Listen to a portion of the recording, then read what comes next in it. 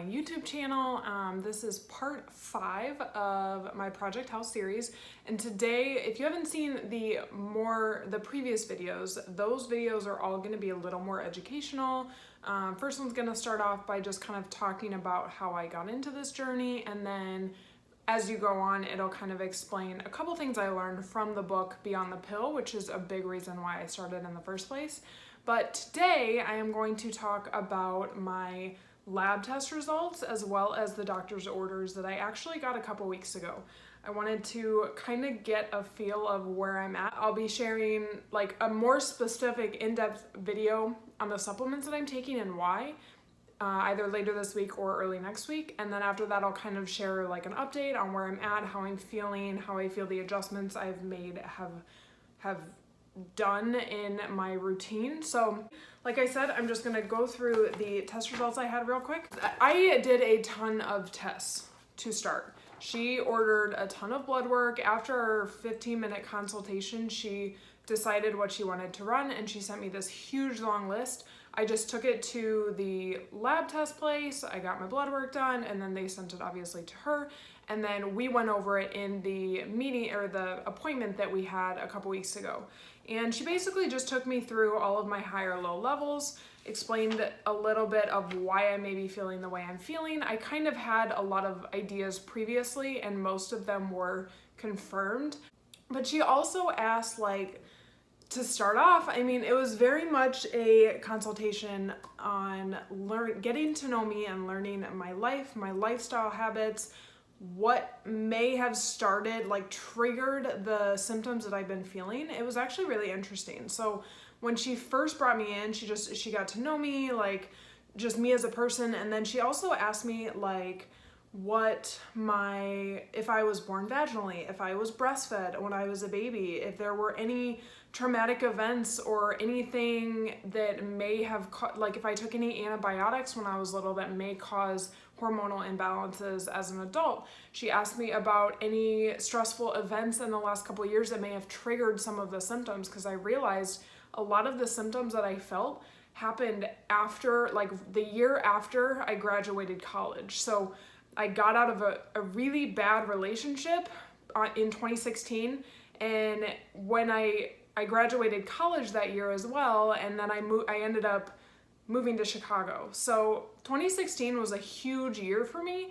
I moved to Chicago on my own, and I think that didn't help, like the stress of living on my own didn't help my symptoms either. And that was kind of when I first like really thought about, you know, going to the doctor and trying to figure them out, was in beginning of 2017. And at that point, they just didn't really find anything that was valuable enough to me to make any changes in my lifestyle. So that's kind of how she started the conversation. I just thought it was really interesting. Like if you're having symptoms and you're not sure where they're coming from, it could be caused by a stressor that you had a couple years ago. Like think back to when you first started really seeing these symptoms, because our hormones, our bodies can react in such crazy ways to different things going on in our life. So it was really interesting that I learned that. And then also last year when we moved from Iowa to Florida in June was when I really started having a lot of anxiety. I started having not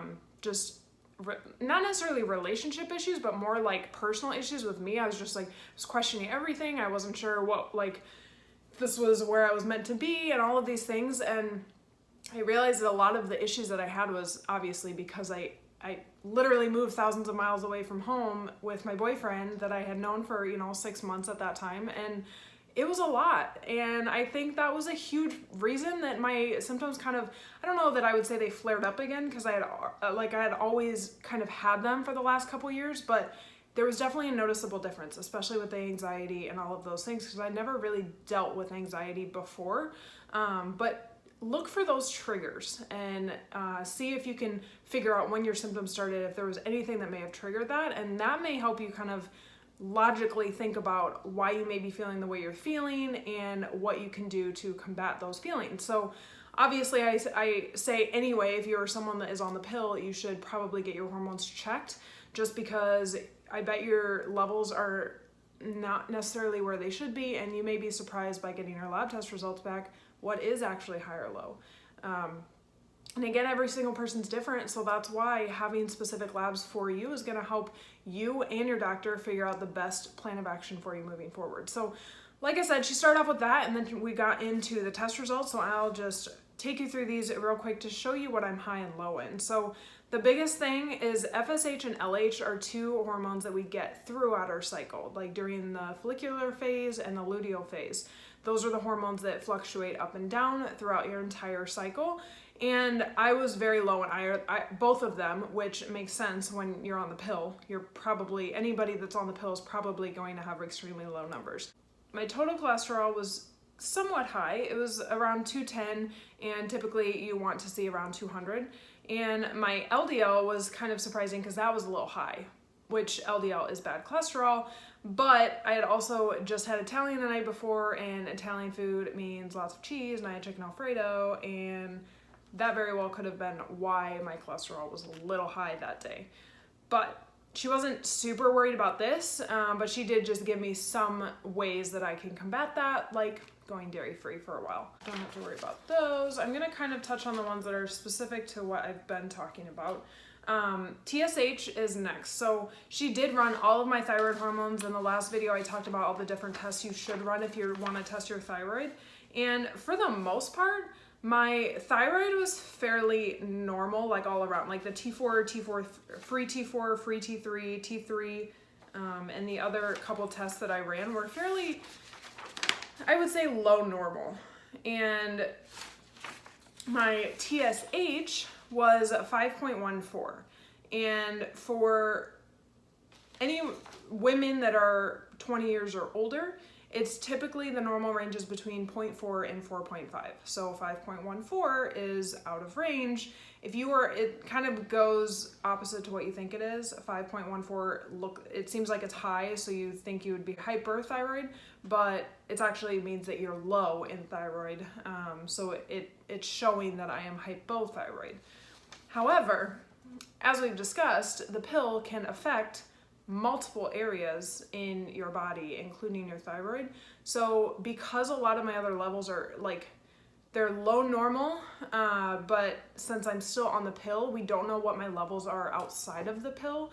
So basically what she's kind of thinking right now is that those hypothyroid symptoms that I've been feeling, the coldness, the fatigue, the thinning hair, all of those things, she thinks that they could be caused and exacerbated by the pill and not necessarily because I'm hypothyroid. Like, I think that I could potentially be hypothyroid in the future because it runs in my family, but I think that those symptoms are just exacerbated because I am on the pill, which is why I'm getting off the pill, if you don't know already. My sex hormone binding globulin, I touched on this, I believe, in the last video. This is what binds to your estrogen and testosterone, and basically, if it binds to too many of those things, it's going to make you seem like you are low in those areas. So right now, I have okay testosterone levels, still a little low normal, and that's probably because my sex hormone binding globulin is too high. It's at 167 and the normal range is 17 to 124. So very high there. My body is probably binding to too much estrogen and testosterone. So it makes it seem like I am low in testosterone and low in estrogen, which would also make sense for a lot of the symptoms that I'm having. My cortisol, my AM cortisol was extremely high. It was 28.3, and the normal range between 7 and 9 a.m. is 4 and 22.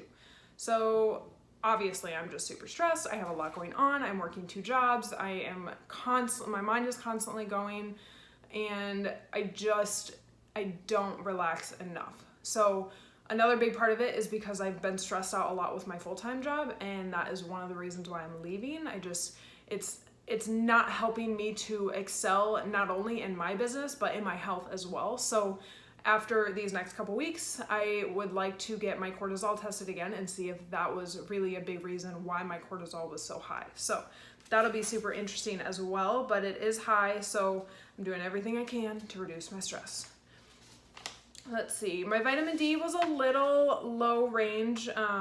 It was 43 and reference range is 18 to 72. She prefers it to be within 60 to 80. So she is having me take a vitamin D supplement to help just get my vitamin D up. She said, even if you are someone that lives in South Florida and you get outside in the sun, even if it's once a week, that is still not enough vitamin D to give you the vitamin D that you need on a day-to-day basis. So especially for those of you that are in the Midwest and you're inside all the time, like, you should probably be taking some sort of vitamin D supplement. I'm not a doctor. I'm not going to tell you you should. Maybe go see your own doctor and see if they can run some tests and make sure that you are low in vitamin D, but it doesn't hurt to just have a little bit of vitamin D on top of that to help keep those normals fairly in range. The next one is selenium.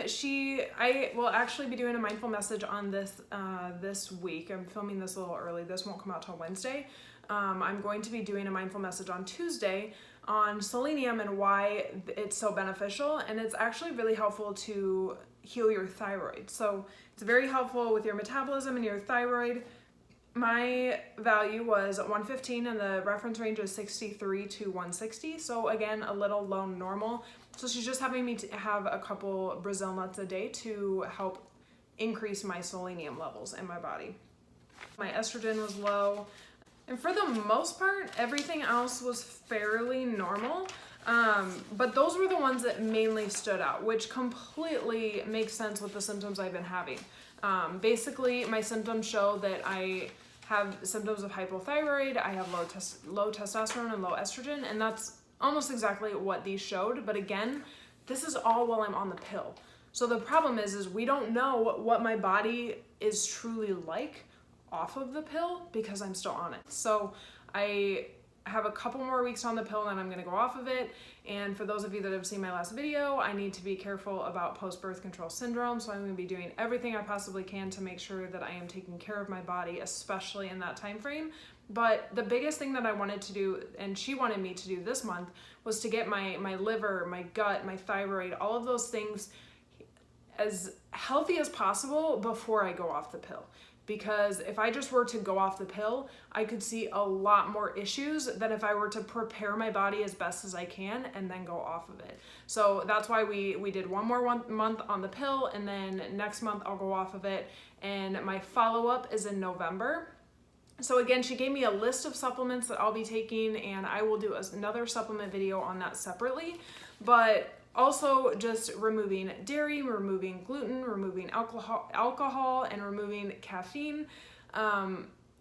That was really easy the first week. It's getting a little tougher, and it doesn't necessarily mean I'm going to be free of those things forever. The biggest thing right now is to heal my liver and my gut and my thyroid again. So I want to make sure that I am limiting those at least as much as possible over the next few months until my follow-up, and just kind of see where I'm at, how I'm feeling. Overall, I'm feeling pretty good. I feel like my digestive issues have gotten better, but it'll still be interesting to see how I do when I get off the pill.